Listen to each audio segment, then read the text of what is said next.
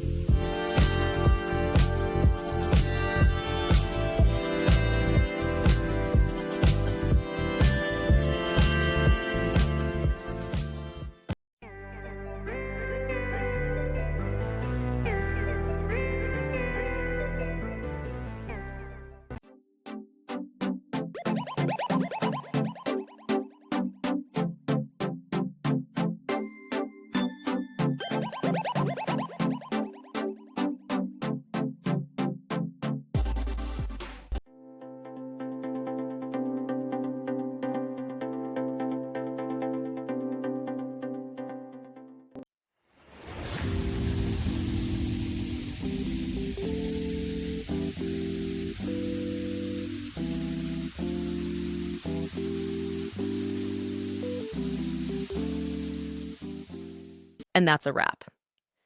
I hope you found the answer you were looking for. If you did, take a second to hit that subscribe button. It really helps out. And let me know in the comments which solution worked best for you. See you next time in the debug zone.